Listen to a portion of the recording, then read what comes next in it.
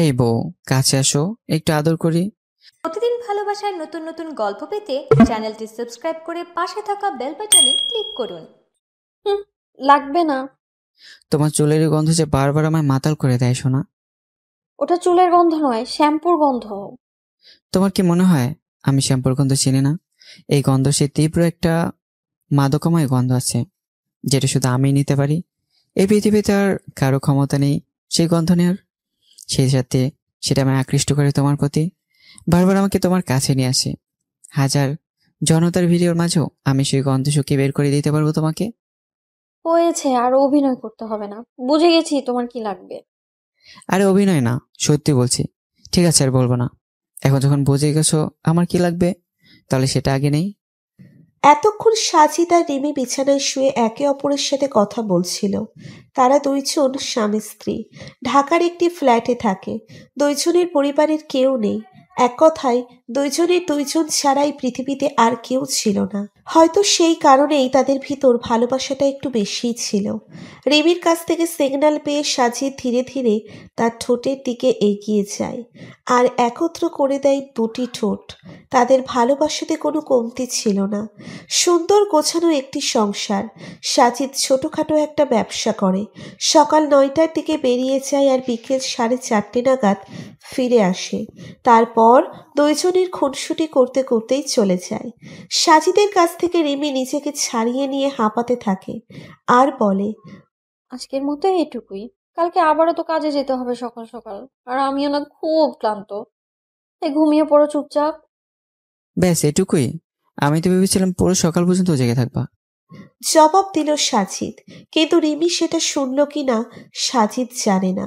সেও ঘুমিয়ে গেল। সকালে উঠে নাস্তা করে অফিসে চলে গেল সে।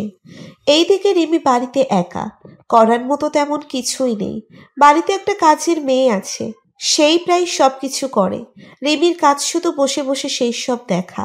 কাজে গিয়ে সাজিদ বেশ ব্যস্ত হয়ে পড়ে, কারণ ক্লায়েন্টের চাপ অনেক বেড়ে গেছে।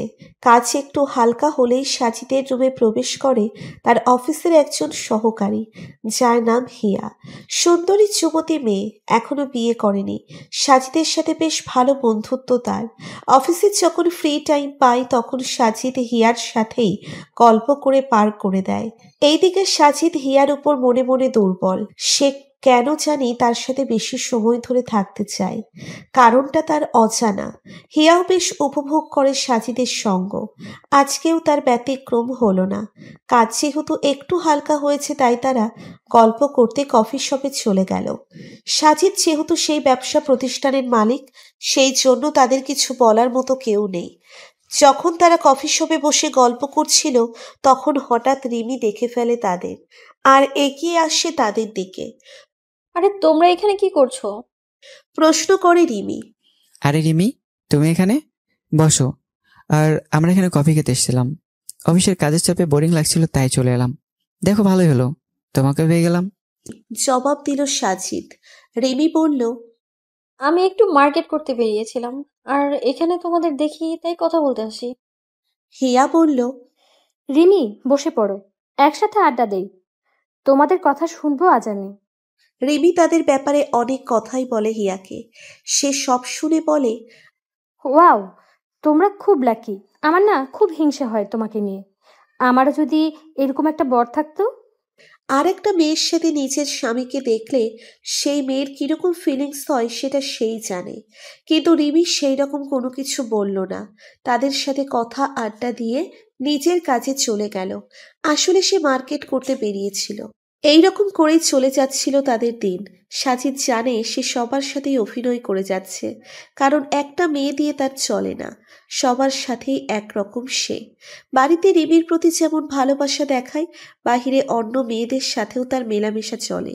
রিমি কিছু বোঝে না সেই রকম নয়। সে সবকিছু বুঝেও নিজের ভালোবাসার প্রতি বিশ্বাস রাখে। কথায় আছে না, একটা পূর্ণাঙ্গ লাভ স্টোরি কখনো বাধা ছাড়া সম্পূর্ণ হয় না। তেমনি তাদের ভালোবাসাতেও কিছু বাধা আসবেই, সেটা জানে সে। আর সেই বাধা যারা পার করতে পারে তারাই অমর হয়ে আছে ইতিহাসের পাতায়। কিন্তু কিছু কিছু লাভ স্টোরি অসম্পূর্ণই রয়ে যায়, আর সেগুলোই মানুষ মনে রাখে চিরকাল। সাজিদ জানে না এইসবের পরিণতি ভালো হবে না খারাপ, কিন্তু সে জানে রিমি তাকে প্রচণ্ড ভালোবাসে, আর সে সেই ভালোবাসা কখনো উপেক্ষা করতে পারবে না, আর তার অভ্যেসও সেই কোনোদিন ফেলে দিতে পারবে না। তার কাছে উপায় তখন ছিল না, দুই নৌকাতে পা দিয়ে চলতে হচ্ছিল তাকে। এইদিকে রিমি মনের অবস্থা তেমন ভালো নয়। সাজিদের আচার আচরণ তার কাছে কেমন জানি লাগে, আর অনেক সময় সাজিদকে মেয়েদের সাথে দেখে তার রাগ হয় প্রচুর। সাজিদের সাথে এই নিয়ে অনেক কথা হয়েছে তার প্রতিবার সাজিদ তাকে আশ্বস্ত করেছে, কিন্তু যতবার সাজিদ কথা দিয়েছে ততবারই সে কথার খেলাপ করেছে। সেই জন্য এখন সে সাজিদকে অন্য নজরে দেখা শুরু করে। একটা ভালোবাসার মূল মন্ত্র হলো বিশ্বাস।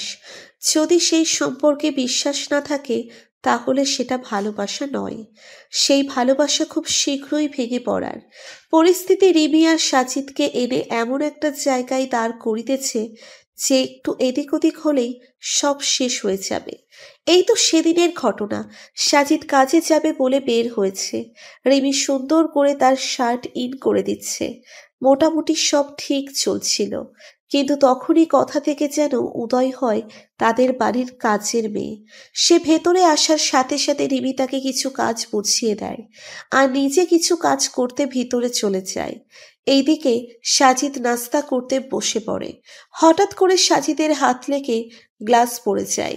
সেই কাজের মেয়ে ভাঙা গ্লাস তুলতে যাবে, তখন সাজিদ তাকে বারণ করে, কারণ খালি হাতে সেটা তুলতে গেলে হাত কেটে যেতে পারে। তাই সেটা একটা টিস্যু দিয়ে তোলার চেষ্টা করে, আর ঠিক সেই সময় হাজির হয় রিমি। কাজের মেয়ে দাঁড়িয়ে আছে আর তার স্বামী ভাঙা গ্লাস পরিষ্কার করছে। এইটা দেখে তার মনে রাগ উঠতে থাকে। এমনিতেই তাদের সময় খারাপ যাচ্ছিল, আর এইসব দেখে সে উল্টোপাল্টা চিন্তা করতে শুরু করে দেয়। সামান্য একটা বিষয় যেখানে সাজিদের কোনো দোষ নেই, সেই জায়গাতেও একটা কাজের মেয়েকে নিয়ে তাদের মধ্যে বিস্তর ঝগড়া হয়ে যায়। রিমি কাঁদতে কাঁদতে নিজের ঘরে চলে যায়। সাজিদও রাগ করে তার কাজে চলে যায়। সেদিন থেকে বন্ধ হয়ে যায় বেচারি কাজের মেয়ে সেই বাড়িতে কাজ করা। রাস্তায় যেতে যেতে সাজিদ ভাবতে থাকে আসলে ভুলটা তারই ছিল। রিমি তাকে কতটা ভালোবাসে সেটা জানা সত্ত্বেও তার সাথে রাগারাগি করা ঠিক হয়নি। এইরকম একটা ফিলিংস কাজ করা শুরু করে তার ভিতর। ভালোবাসা শুধু মুখে প্রকাশ করে পালন করা যায় না, সেটা অন্তর থেকে অনুভব করতে হয়। সাজিদ আর দেরি না করে চলে যায় বাড়িতে। গিয়ে দেখে রিমি দরজা বন্ধ করে বসে আছে, আর ভিতর থেকে কোনো আওয়াজ আসছে না। ভয় পেয়ে যায় সাজিদ, চোখ দিয়ে পানি বের হতে শুরু করে দেয়। মনের ভিতর চলতে থাকে নানান খারাপ চিন্তা। দেরি না করে সে দরজা ভাঙার সিদ্ধান্ত নেয়। কয়েকবার গায়ের জোরে ধাক্কা দিয়ে দরজা ভেঙে ফেলে। দরজা খোলার সাথে সাথে রিমি এসে জড়িয়ে ধরে তাকে। কাঁদতে কাঁদতে মেয়েটা পুরো চোখ ফুলিয়ে ফেলেছিল। সাজিদ তাকে সান্ত্বনা দিয়ে বলে, আরে পাগলি, এটুকুই একটা ঝগড়া। আমি কত ভয় পেয়ে গেছিলাম জানো। বারবার আমার মনে হয়েছিল এই বুঝে আমি তোমাকে হারিয়ে ফেলবো। নিঃশ্বাস বন্ধ হয়ে আসছিল আমার। কি করবো বুঝতে পারছিলাম না পেরে দরজা ভেঙে দিই। আর এখন আমার কতটা শান্তি লাগছে জানো। রিমি ফুপিয়ে ফুপিয়ে কাঁদতে কাঁদতে বলে, আমি তোমাকে কতটা ভালোবাসি জানো না? আমি তোমাকে অন্য কারোর সাথে সহ্য করতে পারি না, সেজন্য একটু বেশিই করে ফেলেছিলাম। আর তখন যদি আমাকে একটু বুঝিয়ে বলতে, তাহলে তো ওরকমটা হতো না। সাজিদ রিমির মাথায় হাত বুলিয়ে দিতে থাকে। জানে রিমি এখন শান্ত হয়ে গেছে। এইসব থেকে তাদের বেরিয়ে আসার জন্য তারা ঠিক করে তারা বেড়াতে যাবে, সমুদ্র দেখতে যাবে সেখানে। বিয়ের 1 বছর হয়ে গেছে, অনেকদিন কোথাও ঘুরতে যায়নি, তাই এটাই সুযোগ। কিন্তু তাদের দুইজনের কারো জানা ছিল না সেই সিদ্ধান্ত তাদের জীবনকে পাল্টে দিতে চলেছিল। আমরা কোথায় ঘুরতে যাব? রাঙামাটি, সেখানকার নিরিবিলি পরিবেশে শুধু তুমি আর আমি থাকবো, আর কেউ থাকবে না সেখানে। রিমির প্রশ্নের জবাবে উত্তর দিল সাজিদ। রিমি আর সাজিদ অনেক উত্তেজিত, কারণ তারা দুইজন পরশুদিন রাঙামাটি ঘুরতে যাবে। সেই সুযোগে তাদের সম্পর্কে যে ফাটল ধরেছিল সেটাও চুরে যাবে সেই আশায়। এইদিকে তাদের দুইজনের মনের ভিতরে কি চলছে সেটা তারা কেউ জানে না। 2 দিন চলে গেছে, আজ সকালেই তাদের যাত্রা শুরু হবে। পাহাড়ি এলাকা রাঙামাটি, মানুষজন সরল সেই সব এলাকার। কিন্তু মনের ভিতর শুরু হয় আসল ভয়। রাতের বেলা হঠাৎ করে বনের ভিতর দিয়ে যাওয়া গাড়ির উপর আক্রমণ করে বসে ডাকাতের দল। সেই জন্য সাবধান থাকতে হয় সব সময়। কিন্তু সাজিদদের ভয় নেই, কারণ তারা দিনের বেলা যাত্রা করবে, আর সেটাই করলো তারা।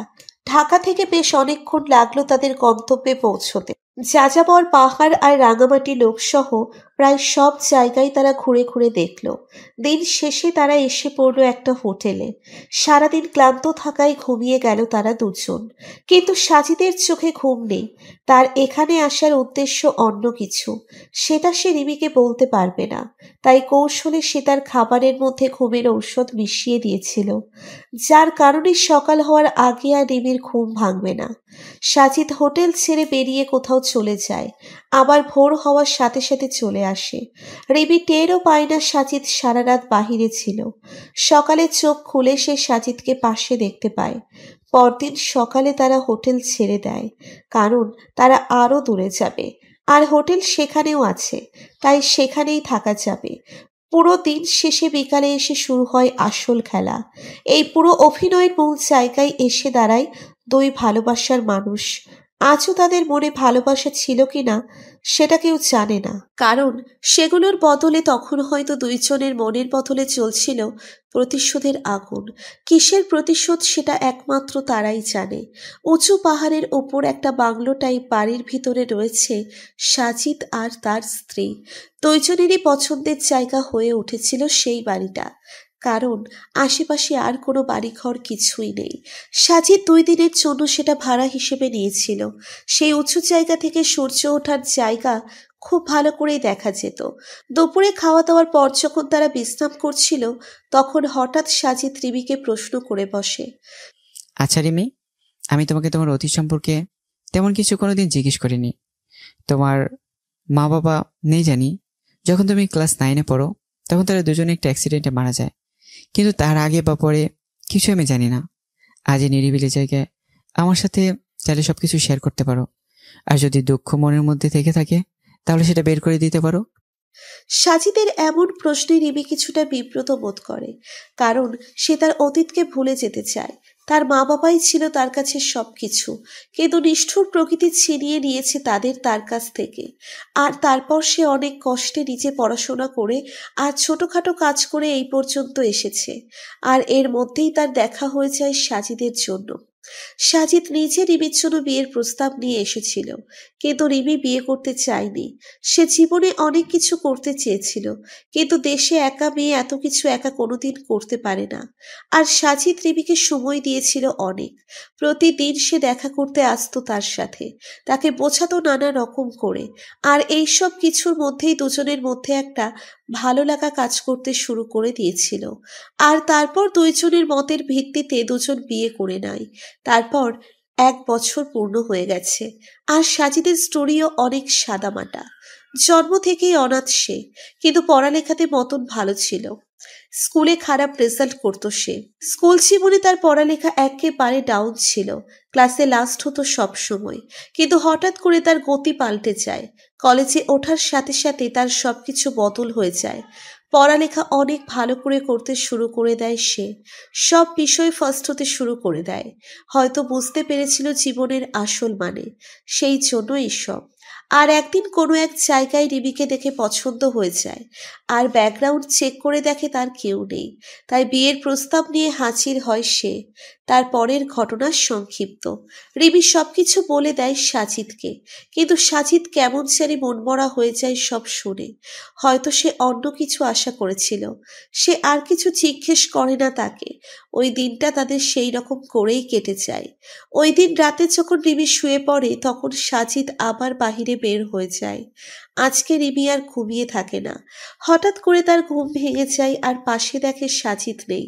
তাই সেও বাহিরে গিয়ে দেখে একটা ছায়ামূর্তি পাহাড়ের ঢাল বেয়ে নিচে নেমে যাচ্ছে। রিমির চিনতে অসুবিধে হয় না সেটা সাজিদ। এত রাতে তাকে একা রেখে সাজিদ কোথায় যাচ্ছে সেই চিন্তায় সেও ফলো করা শুরু করে দেয় তাকে। ফলো করতে করতে দেখে সাজিদ নিচে কারোর সাথে দেখা করছে আর কারোর সাথে কথা বলছে।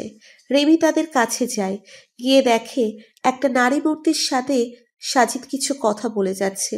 রিমি লুকিয়ে তাদের আরো কাছে যায়, কিন্তু সেই মহিলা কে সেটা সে বুঝতে পারে না, কিন্তু তাদের কথাবার্তায় স্পষ্ট শুনতে পায়। রিমি যা শুনতে পায় সেটা শুনে তার গায়ের লোম দাঁড়িয়ে যায়, থরথর করে কাঁপতে শুরু করে দেয় সে। কারণ তারা যা বলছিল সেটা বলার মতো নয়। তারা দুজন বলছিল, অভিনয়ে সব অভিনয়। আমি এতদিন অভিনয় করে এসেছি আজকের দিনের জন্য। আর আমি জানি রেমি, অভিনয় করে এসেছো। যখন তার বাবা মা মারা যায় তখন সে একা হয়ে যায়, কেউ তার দিকে ঘুরেও তাকায় না। সেই সময় আবির্ভাব হয় আমার। আমি তাকে প্রস্তাব দিই, সে কে সেটা না জেনেই। আর আমার মতো বড় লোক দেখে সেও রাজি হয়ে যায়। কিন্তু তখন আমি বুঝতে পারিনি সেটা সেই রেমি যে আমার জীবনকে একটা সময় নষ্ট করে দিয়েছিল।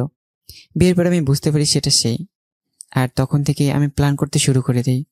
আর আমার প্ল্যানের শেষ ধাপ কালকে হতে চলেছে। আমার প্রতিশোধ পূরণ হতে চলেছে। সে বুঝতে পারবে ভালোবাসার অপনাম মৃত্যু। আর সে মৃত্যুর সে কঠিন জ্বালা হলো যখন কেউ জানতে পারে তার সবচেয়ে ভালোবাসার মানুষ তার সাথে বেইমানি করেছে। এতদিন ভালোবাসার সবকিছু একটা অভিনয় ছিল, সেটা যখন সে বুঝতে পারবে তখন হবে তার আসল মৃত্যু। তার আগে যেটা হবে সেটা তার শুধু দেহ থেকে আত্মা আলাদা হয়ে যাবে। ভালোবাসার কতটা কষ্ট সেটা আমি তাকে তিলে তিলে অনুভব করাতে চাই। এক টানে কথাগুলো বলল সাজিদ। অপর পাশে দাঁড়িয়ে থাকা ছায়ামূর্তি সব শুনে বলল, সবকিছু ভালো করে মিটিয়ে গেলেই হয়। তারপর শুধু তুমি আর আমি থাকবো। আমাদের মাঝে আর কেউ বাধা হয়ে দাঁড়াতে পারবে না। রিমি আর সেখানে সরিয়ে থাকার মতো শক্তি পেল না। মনে হচ্ছিল তার পায়ের নিচ থেকে মাটি সরে গেছে। সাজিদ কি বলছে তার কিছুই সে বুঝতে পারছে না। কতটুকু সে বুঝতে পেরেছে সেটা হলো সাজিদ তাকে ভালোবাসে না। আর এতদিনের সব কিছু ছিল একটা অভিনয়। আর কোন কারণে প্রতিদিন ভালোবাসার নতুন নতুন গল্প পেতে চ্যানেলটি সাবস্ক্রাইব করে পাশে থাকা বেল বাটনে ক্লিক করুন। সাজিদ রিমির উপর প্রতিশোধ নিচ্ছে, যেটা তার জানা নেই। রিমি তাদের থেকে দূরে সরে যায়। সে আর কিছু ভাবতে পারছে না। তার হাত পা কাঁপছে। এতদিনের বিশ্বাস আর ভালোবাসা যখন অভিনয়ে পরিণত হয় তখন সেই জিনিসটা কতটা বেদনাদায়ক সেটা একমাত্র সেই ভালোবাসার মানুষটাই জানে। সাজিদ ছাড়া রিমির এই দুনিয়াতে আর কেউ নেই।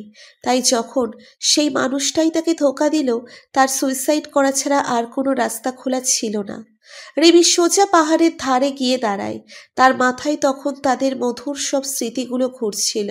কথাই আছে, মানুষ যখন তার মৃত্যুর সন্নিকটে এসে দাঁড়ায় তখন তার চোখের সামনে তার পুরো জীবন ভাসে। রিমির ক্ষেত্রেও তার ব্যতিক্রম ঘটেনি। বন্ধ চোখের ভিতর সব স্মৃতি সে মনে করছিল। মনে মনে প্রস্তুতি নিয়েছে সে লাফিয়ে পড়বে, কিন্তু তখনই তার বিবেক তাকে বাধা দেয়। নিজেকে প্রশ্ন করে কেন সে আত্মহত্যা করবে। তার তো কোনো দোষ নেই। সে কেন বেছে নিবে এই পাপের রাস্তা। নিজেকে কিছুটা সামলে নেয় সে। মনে মনে বলে তাকে এইসব কিছুর শেষ দেখতে হবে। সাজিদ কেন তাকে মারতে চায়, তোর কি দোষ সেটা তোর জানতে হবে। তাই রিমি সুইসাইড করার কথা মাথা থেকে বের করে দেয়। যেই রাস্তা দিয়ে সে এসেছিল সেই রাস্তা দিয়ে আবার বাংলোতে ফিরে যায়। শুয়ে পড়ে বিছানায়। সেও অভিনয় করে সে ঘুমিয়ে। একটু বাদে সেখানে হাজির হয় সাজিদ। পর্যবেক্ষণ করে বুঝতে পারে রিমি তখনও ঘুমে। সাজিদ সেই কারণে তার মাথার চুলে একবার হাত বুলিয়ে নিজেও শুয়ে পড়ে। এইদিকে চোখ দিয়ে নিঃশব্দে পানি পড়ে যাচ্ছে রিমির। মন চাচ্ছিল সাজিদকে জড়িয়ে ধরে কাঁদতে, মন খুলে সব কথা বলতে, কিন্তু সেটা এখন সম্ভব নয়, কারণ তার জায়গা দখল করে নিবে আর এক মহিলা। রিমির শুধু একটাই ইচ্ছে, সব সত্য জানার। সেই সবকিছু জানার পর মৃত্যু হলেও তার আক্ষেপ থাকবে না। পরদিন সকালে তাদের ঘুম ভাঙলেও এক কাপ চায়ের সাথে। রিমির উঠতে দেরি হয়ে গিয়েছিল, কারণ রাতে অনেকক্ষণ পর সে ঘুমিয়ে পড়েছিল। সকালে উঠে দেখে পাশে সাজিদ চায়ের কাপ হাতে দাঁড়িয়ে আছে। সাজিদের সেই নিষ্পাপ চেহারা দেখে মিনিট দুয়েকের জন্য রিমি সব ভুলে গিয়েছিল। কিছুক্ষণের জন্য ভেবেছিল হয়তো সাজিদ তাকে খুব ভালোবাসে। কালকে রাতের যা কিছু ছিল সব স্বপ্ন, কিন্তু সেগুলো স্বপ্ন ছিল না, সেগুলো ছিল সত্য। সব কিছু ছিল অভিনয়, যেটা সাজিদ পুরো বছর ধরে করে আসছে রিমির সাথে। কিন্তু কি কারণে সেটা হচ্ছে সেটা রিমি এখনো পর্যন্ত জানে না। আর কাল রাতের সেই ছায়ামূর্তির কথা তো সে বাদই দিয়ে দিল। কিছু মেয়ে আছে যারা ভালোবাসার জন্য পাগল হয়ে থাকে, যাকে তারা ভালোবাসে তাকে মন থেকে চায়, কিন্তু যখন সেই মানুষের থেকে ধোঁকা পায় তখন সেই মেয়েগুলো নিজের বা তার ভালোবাসার মানুষের ক্ষতি করতে দ্বিধাবোধ করে না। রিমিও সেই সব মেয়েদের মতোই ভালোবাসার পাগল। সে সারা রাত চিন্তা করেছে, তার আগে সুইসাইড পর্যন্ত করতে গিয়েছিল, কিন্তু সেটা করেনি সে।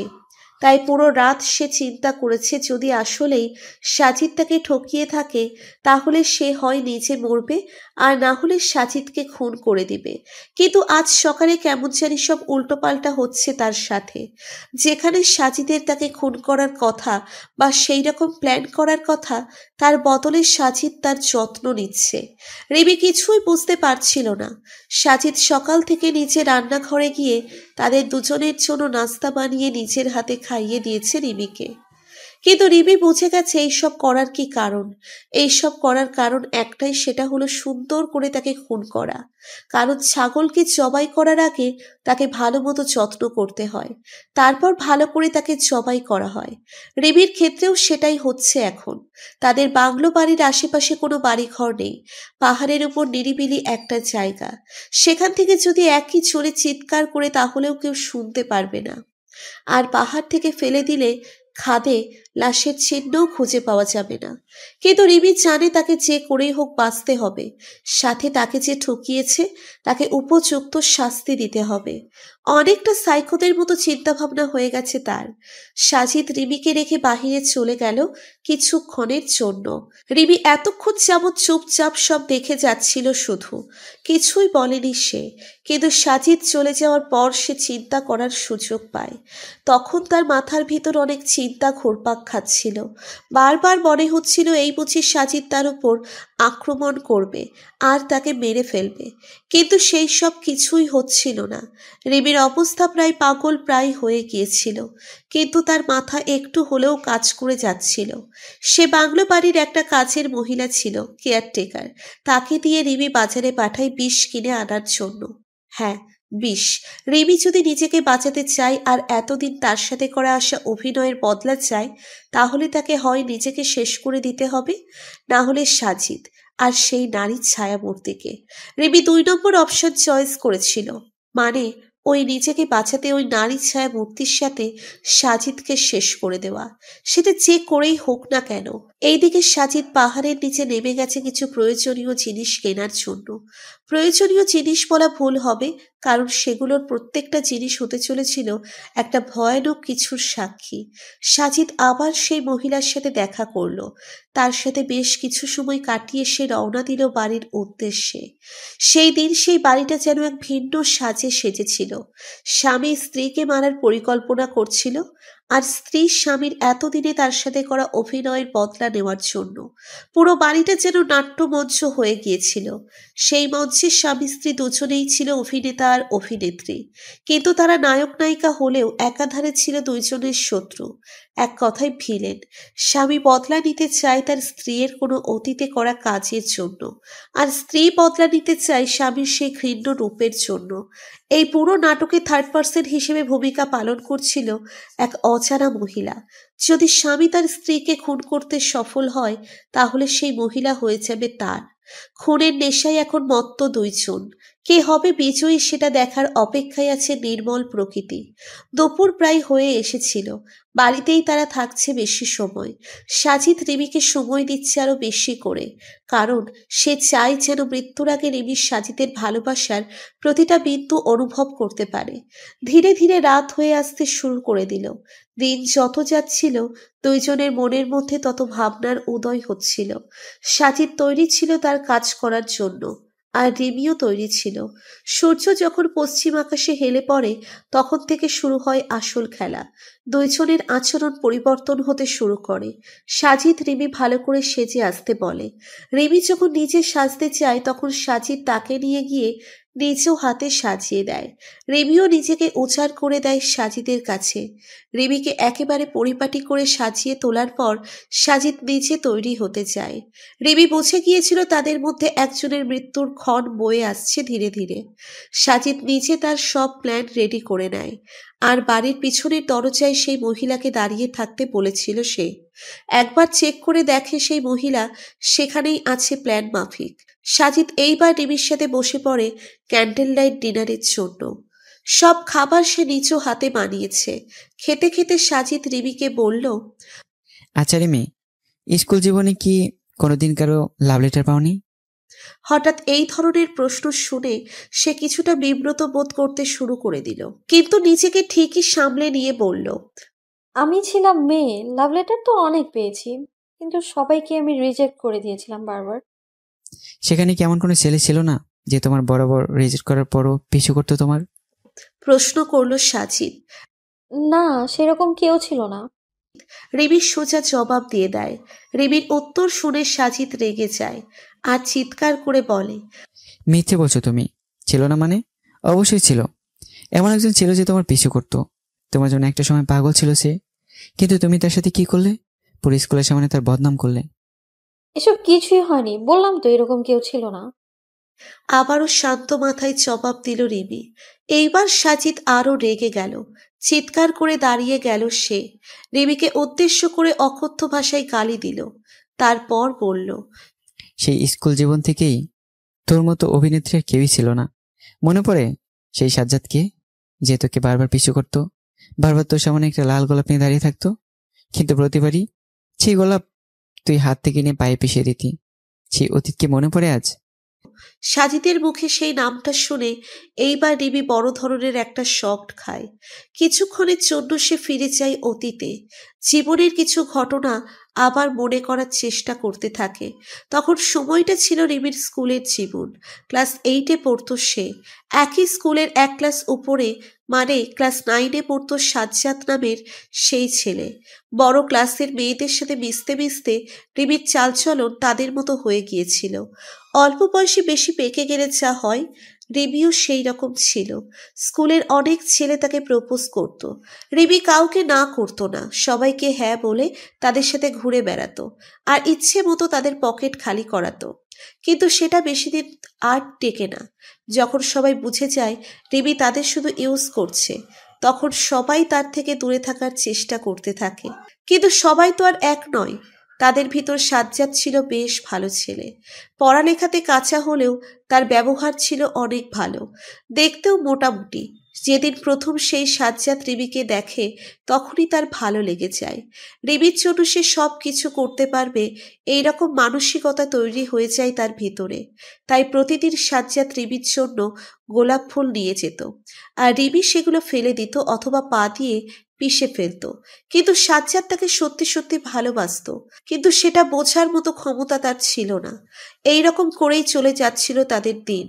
একদিন হঠাৎ রিমির মাথায় বুদ্ধি এসে যায় সাজ্জাদকে ব্যবহার করার। কারণ অনেক দিন কেউ তার জালে পা দেয়নি, তাই সাজ্জাদ সেটার জন্য পারফেক্ট। এইদিকে রিমির বান্ধবীরাও তাকে আরো উস্কে দেয়, আর সাজ্জাদ এর বন্ধুরা তাকে সাজ্জাদকে সাবধান করতে থাকে। কিন্তু সাজ্জাদ শোনার পাত্র নয়। রিমি অভিনয় শুরু করে দেয় সাজ্জাদের সাথে। জীবনের সেরা পারফরমেন্স সে সাজ্জাদের সাথেই করে। সাজ্জাদ পুরোপুরি বিশ্বাস করে নেয় যে রিমি তার হয়ে গেছে। শুধু সে নয়, স্কুলের বাকি ছেলে মেয়েও বিশ্বাস করতে বাধ্য হয়। রিমি চেয়েছিল সম্পর্কটা অনেক দিন টিকিয়ে রাখতে, কারণ সে যা বলতো সাজ্জাদ তাই করত। একদিন হলো কি, রিমির মডেল টেস্ট পরীক্ষা। সারা বছর এই সেই করে তার অবস্থা পরীক্ষার আগে খারাপ, পাশ করার কোনো চান্স ছিল না। তখন সে সাজ্জাদের কাছে এমন অভিনয় শুরু করে দেয় যে সাজ্জাদের মন গলে যায়। সাজ্জাদ ঠিক করে সে আগের দিন রাতে স্কুলের অফিস থেকে প্রশ্নপত্র চুরি করে নিয়ে যাবে আর তা রিমিকে দিবে। যেই ভাবা সেই কাজ। পরীক্ষার আগের দিন রাতে স্কুলের দেওয়াল টপকে সাজ্জাদ ভিতরে প্রবেশ করে। তার আগে সে দপ্তরের পকেট থেকে চাবি চুরি করে সেটার একটা ডুপ্লিকেট চাবি বানিয়ে দিয়েছিল। সেটা দিয়ে সে ধীরে ধীরে অফিস রুম খুলে ভিতরে ঢুকে প্রশ্নপত্র যেখানে রাখে সেখানে গিয়ে যেই যেই প্রশ্ন আসবে সেই সব প্রশ্ন একটা কাগজে লিখে নেয়। তারপর আবার সবকিছু যেরকম ছিল সেই রকম করে রেখে অফিস বন্ধ করে চলে যায়।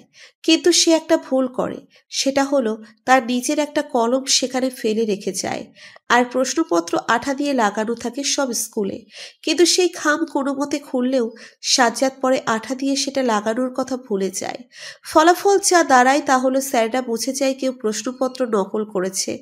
সেই সময়েই তারা পরীক্ষা বাতিল করে দেয়। পুরো স্কুলের সব শিক্ষার্থীদের মাঠের মধ্যে হাজির করায় আর সবার উদ্দেশ্যে বলা হয় প্রশ্নপত্র চুরির কথা। তখন স্পট থেকে পাওয়া সেই কলম উঁচু করে সবার সামনে ধরলে একজন সেই কলম চিনতে পারে। সেটা আর কারো নয়, সেটা ছিল সাজ্জাদের কলম। স্যাররা তখন অবাক হয়ে যায়, কারণ সাজ্জাদ যথেষ্ট ভালো ছেলে, কিন্তু প্রশ্নপত্র চুরি করারও তার কাছে কারণ আছে, কারণ সে ভালো করে পড়াশোনা করে না। তখন তাকে সার্চ করা হয় আর অফিস রুমের একটা ডুপ্লিকেট চাবি পাওয়া যায় তার পকেট থেকে। তখন সবাই বিশ্বাস করে নেয় চুরি সাজ্জাদ করেছে। এইদিকে সাজ্জাদ রিমিকে সেই সব প্রশ্ন দিয়ে দিয়েছিল, সেগুলো সে ভালো করে পড়ে এসেছে। পুরো স্কুল তখন সাজ্জাদকে ছিছি করতে থাকে। সবার সামনে প্রিন্সিপাল স্যার তাকে বেত দিয়ে অনেক মার মারে, তার গায়ে শার্ট প্যান্ট খুলে তাকে মারতে থাকে। সাজ্জাদ রিমির জন্য সবকিছু মুখ বন্ধ করে সহ্য করে নেয়। মনে মনে ভাবে রিমি তো খুশি তার কাছে, কিন্তু তার ধারণা ভুল। পরীক্ষা চলতে থাকে। সাজ্জাদকে স্কুল থেকে টিসি দিয়ে দেওয়া হয় আর রিমিও তার থেকে মুখ ফিরিয়ে নেয়। সাজ্জাদের সাথে সে দেখা করা আর কথা বলা সব বন্ধ করে দেয়। সাজ্জাদ তিলে তিলে শেষ হয়ে যেতে থাকে। সে তার ভুল বুঝতে পেরে শহর ছেড়ে দেয় আর অন্য শহরে গিয়ে খুব ভালো করে পড়াশোনা করতে শুরু করে দেয়। এর মাঝেই রিমির বাবা মায়ের দুর্ঘটনাতে মৃত্যু হয়ে যায়। রিমি এই দুনিয়াতে একা হয়ে যায় সম্পূর্ণ। একেই হয়তো বলে রিভেঞ্জ অফ নেচার। তখন সে নিজের আগের করা ভুলের জন্য পস্তাতে থাকে। আর কয়েক বছর পরেই ফিরে আসে সাজ্জাদ এক নতুন নামে। নাম হয়ে যায় তার সাজিদ। রিমিকে বিয়ের প্রস্তাব দেয় বিয়ের জন্য, কিন্তু তখনও তার মনে চলছিল প্রতিশোধের আগুন। তাই সে রিমির পথ অনুসরণ করে। সেও শুরু করে দেয় একটা নোংরা ভালোবাসার অভিনয়ের। আগেরবার সেই অভিনয়ে জড়িয়ে গিয়েছিল সাজ্জাদ রুবি সাজিদ, আর এইবার সেই একই অভিনয় শিকার রিমি। বদলা তখন সাজিদের চোখে ছিল ঠিকই, কিন্তু ভালোবাসা থেকে ধোঁকা পেয়ে রিমির মনের মধ্যেও বয়ে যাচ্ছিল প্রতিশোধের আগুন। সাজিদের মাথায় তখন আর একটা প্ল্যান এসে যায়। সেই যে ওই সাজ্জাদ, সেটা সে রিমির থেকে লুকিয়ে ফেলে আর তাকে বলে, আমি সেই সাজ্জাদের বড় ভাই সাজিদ। আর সাজ্জাদ তো সেদিনই মারা গিয়েছিল অ্যাক্সিডেন্ট করে, সেই কারণে আমি তার প্রতিশোধ নেওয়ার জন্য ফিরে এসেছি। এই কথা শুনে রিমি চমকে ওঠে, কারণ সে ভেবেছিল সাজিদই হবে সেই সাজ্জাদ। কিন্তু এখন বুঝতে পারছে সেটা সাজিদ নয়। যদিও তার ধারণা ঠিকই ছিল, কিন্তু সাজিদের অভিনয় তাকে এটা প্রমাণ করাতে বাধ্য করিয়েছে। রিমি সাজিদের কাছে ছুটে যায় আর নানানভাবে তাকে বোঝাতে থাকে। সে তার অতীতের করা ভুলগুলোর জন্য তার কাছে ক্ষমা চাইতে থাকে, কিন্তু কোনো লাভ হয় না। সাজিদের মুখের ভাব আগের মতোই থাকে। সাজিদ রিমির কোমরে হাত দিয়ে তাকে উঠিয়ে নেয়। দুইজন একসাথে দাঁড়িয়ে যায়। ঠিক সেই সময় মিউজিক প্লেয়ারে বেজে ওঠে গানের মিষ্টি ধ্বনি। রিমিকে উঠিয়ে নিয়ে সাজিদ তার সাথে ডান্স করতে শুরু করে দেয়। সাজিদের একটা হাত রিমির কোমরে আর আরেকটা হাত ধরে আছে রিমির একটা হাত। এইদিকে রিমির চোখ দিয়ে পানি পড়েই যাচ্ছে। সাজিদ রিমির একটা হাত নিয়ে তার কোমরে রেখে দেয় আর রিমির সাথে জোর করে পায়ে পা মেলাতে থাকে। সাজিদের মুখে একটা নিষ্ঠুর হাসি শোভা পাচ্ছে, আর রিমির চোখের পানির আড়ালেও একটা চতুরতা লক্ষ্য করা যাচ্ছিল। কে জানতো তখনও তারা দুইজন এক ধরনের অভিনয় করেই যাচ্ছিল। গানের সুর তেজ হতে থাকে আর তাদের পাও চলতে শুরু করে দেয়। মিষ্টি গানে তারা দুইজন যেন উন্মাদ হয়ে গিয়েছিল। একটা ঘোর কাজ করছিল দুইজনের মধ্যেই। দুইজন দুইজনের আরো কাছে চলে আসে। দুইজনের নিঃশ্বাস শোনা যাচ্ছিল একদম কাছ থেকে। দুইজোড়া ঠোঁট একত্রিত হতে সময় নেয় না বেশিক্ষণ। কিছুক্ষণ পর সাজিদ রিমির এলো কেশে হাত বুলিয়ে দিয়ে শেষবারের মতো বুক ভরে সেটা নিঃশ্বাস নেয়। সেই গন্ধ, সেই মিষ্টি শিহরণে আবার তার মন ভরে যায়, কিন্তু সেটা ছিল ক্ষণিকের। মিনিট দুয়েকের মধ্যেই সাজিদ রিমিকে দূরে ঠেলে দেয় আর পিছনে গুছিয়ে রাখা পিস্তল বের করে তাক করে তার দিকে। চিৎকার দিয়ে ওঠে রিমি। সেই চিৎকারের সাথে তাল মিলিয়ে সাজিদ চিৎকার করে বলে ওঠে, হ্যাঁ হ্যাঁ হ্যাঁ, আমি সাজ্জাদ। সেই সাজ্জাদ মরে গিয়েছিল সেদিনই, কিন্তু তার বদলে জন্ম নিয়েছিল এই সাজিদ, যার আজ কোনো কিছুরই অভাব নেই। আর সেই সাজ্জাদকে যে মেরেছে তার বদলা আমি নিব আজকেই। চিৎকার করে কথাটা বলেই ট্রিগারে চাপ দেয় সে। সাথে সাথে রিমি তার জায়গা থেকে সরে যায়। 2 ইঞ্চির জন্য বুলেট থেকে বেঁচে যায় সে, কিন্তু সাথে সাথে পিছন থেকে একটা মৃদু আর্তনাদ ভেসে আসে। রিমি পিছনে তাকিয়ে দেখে হিয়া মাটিতে পড়ে আছে। ঠোঁট তখনও কাঁপছিল তার, আর পেট থেকে তাজা রক্ত বেরিয়ে আসছিল। পাশের পড়েছিল একটা ফুলদানি। সবকিছু ক্লিয়ার হয়ে যায় রিমির কাছে। সাজিদ আর হিয়া মিলে তাকে মারার প্ল্যান করেছিল, আর হিয়াই সেই নারী ছায়ামূর্তি ছিল যাকে সে সাজিদের সাথে পাহাড়ের নিচে কথা বলতে দেখেছিল। সাজিদের চিৎকার শুনে হয়তো হিয়া ভিতরে এসে নীরবে রিমির পিছনে ফুলদানি হাতে নিয়ে দাঁড়ায়, যাতে রিমি কিছু করার আগেই তাকে সে আঘাত করতে পারে। কিন্তু বিধি হয়তো অন্য কিছু চেয়েছিল, তাই রিমির বদলে গুলিটা হিয়াকে লাগে, আর এখন তার এই অবস্থা। সাজিদ হিয়ার সেই অবস্থা দেখে ছুটে চলে যায় সেখানে। তার মাথা নিজের কোলে নিয়ে অনেক কথা বলে, কিন্তু ততক্ষণে হিয়া শেষ নিঃশ্বাস ত্যাগ করেছে। সাজিদ রাগের বশে হাতে ধরে থাকা পিস্তল আবার রিমির দিকে তাক করে, কিন্তু ততক্ষণে তার দেহ কাঁপতে শুরু করে দিয়েছিল। হাত থেকে পিস্তল পড়ে যায়। তার মনে হচ্ছিল ফুসফুস জ্বলে পড়ে যাচ্ছে ভিতরে। এটার কারণ একটাই, তীব্র বিষ। কিন্তু সে তো সেই রকম কিছু করেনি। তখন সে বন্ধ হয়ে আসা চোখ দিয়ে একবার রিমির দিকে তাকায়। দেখতে পায় রিমি তার চুলে হাত বুলিয়ে দিচ্ছে। সাজিদ বুঝতে পারে রিমি তার চুলে সুগন্ধির সাথে বিষ মিশিয়ে দিয়েছিল, যাতে সেটার গন্ধ নেওয়ার সাথে সাথে সে মারা যায়। আর সাজিদ যে চুলের গন্ধ নিবেই সেটা রিমি খুব ভালো করেই জানত। আর কিছু দেখার মতো অবস্থায় সাজিদ থাকে না। আশেপাশের সবকিছু ঝাপসা হয়ে আসতে শুরু করে। চোখ বন্ধ হয়ে আসে তার, মুখ দিয়ে সাদা ফেনা বেরিয়ে আসে, আর সেও শেষ নিঃশ্বাস ত্যাগ করে। রিমি ধীরে ধীরে এগিয়ে যায় তার কাছে। সাজিদের হাত নিজের হাতের উপর রেখে বলে, শুধু একটু ভালোবাসার পাগল ছিলাম আমি। অতীত ভুলে শুধরে নিয়েছিলাম নিজেকে, কিন্তু তুমিই যে আমার সেই অতীত সেটা তো আমার জানা ছিল না। প্রতিজ্ঞা করেছিলাম মৃত্যু ছাড়া কখনো তোমার কাছ থেকে আলাদা হব না আমি। তাই আমি আর বেঁচে থেকে কি করব? আমারও সময় এসে গেছে। এই বলে যেই রিমি পাশে পড়ে থাকা বন্দুক নিচের মাথায় তাক করতে যাবে, তখনই তার নাক দিয়ে রক্ত পড়তে শুরু করে দেয়। পেটের ভিতর জ্বালা পোড়া শুরু করে দেয়। মুচকি হেসে সে একবার সাজিদের দিকে তাকায়। সাজিদ ততক্ষণে অনেক দূরে চলে গেছে। রিমি বুঝতে পারে খাবারের ভিতর বিষ ছিল, আর সেটার প্রতিক্রিয়া এখন দেখা দিচ্ছে। কিন্তু কি যেন মনে করে রিমি ট্রিগারে চাপ দিয়ে দেয়। পুরো ঘর বিকট শব্দে কেঁপে ওঠে। একটা ছাঁচালো গন্ধ ছড়িয়ে পড়ে পুরো ঘর জুড়ে। প্রতিদিন ভালোবাসার নতুন নতুন গল্প পেতে চ্যানেলটি সাবস্ক্রাইব করে পাশে থাকা বেল বাটনে ক্লিক করুন।